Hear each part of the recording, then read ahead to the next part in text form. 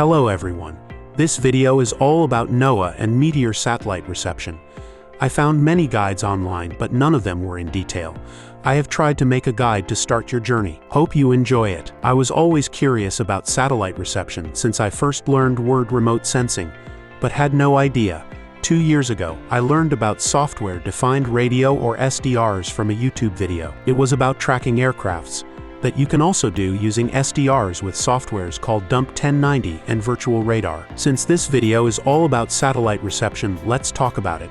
Satellite reception has two main parts. First one is hardware, and second one is software. There is a variety of hardware and software available, which can be used for satellite reception.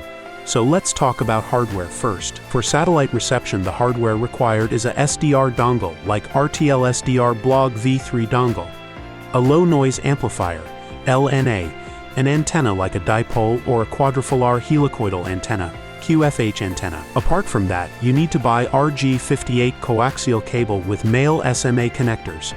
Now let's discuss about each and every hardware component in details. Number 1. An SDR dongle. There is a variety of USB SDR dongles available, like RTL SDR Blog V3 and V4, NOAA RTL SDR V5. You can easily buy them from Amazon. They cost from 7,000 to 9,000 rupees. While purchasing, you will have to take your time, because buying a genuine RTL SDR is very important. I bought a fake RTL SDR without proper research and struggled with it a lot. Mine turned out to be a fake one, so I ordered a new genuine RTL SDR blog dongle from a seller by the name of Military Cart on Amazon, and it worked flawlessly. Now let's move on to next hardware component, which is a low noise amplifier, or an LNA.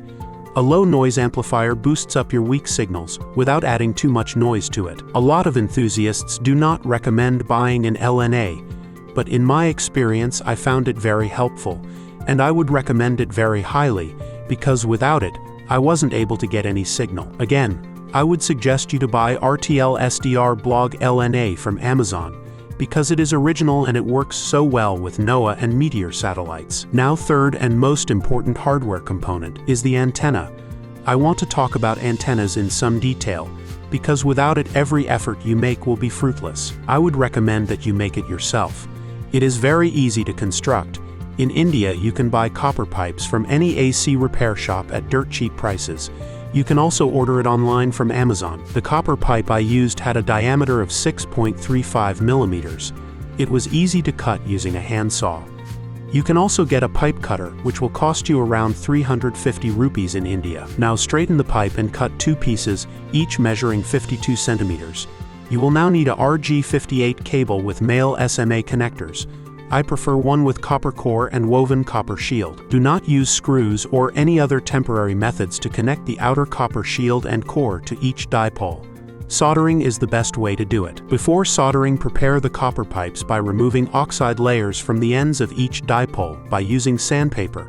Instead of using soldering iron, just use gas stoves available in your kitchen. Always use gloves to hold the copper pipe, because copper is a good conductor, and you can burn easily. Put some flux on ends and make connections.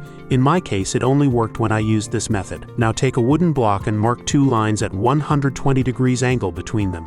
Place both dipoles or copper pipe pieces on the lines. Make sure they do not touch each other, and fix them on its place with either hot glue, epoxy resin like M-Seal, or simple screws.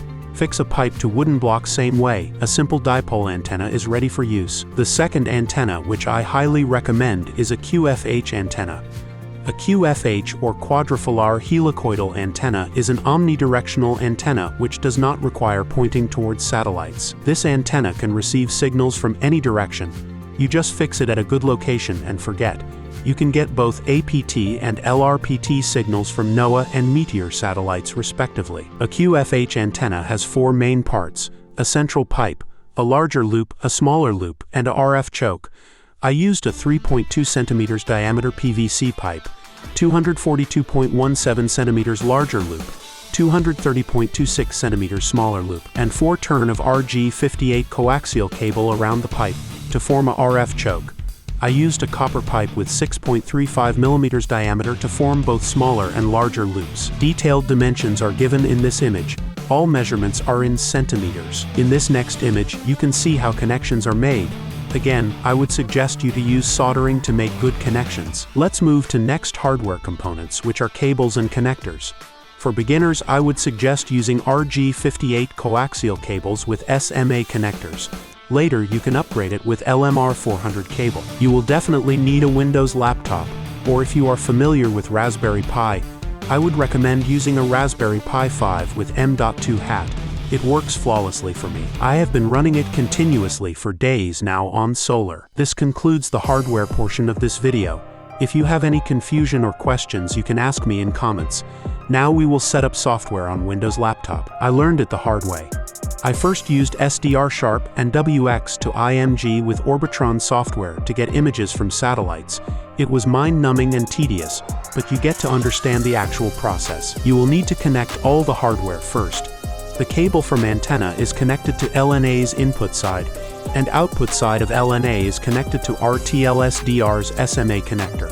RTLSDR is connected to laptop. The software I am going to recommend is SatDump. It is quite easy to install and use. First of all, you will need to go to the following link, https://www.satdump.org/download/.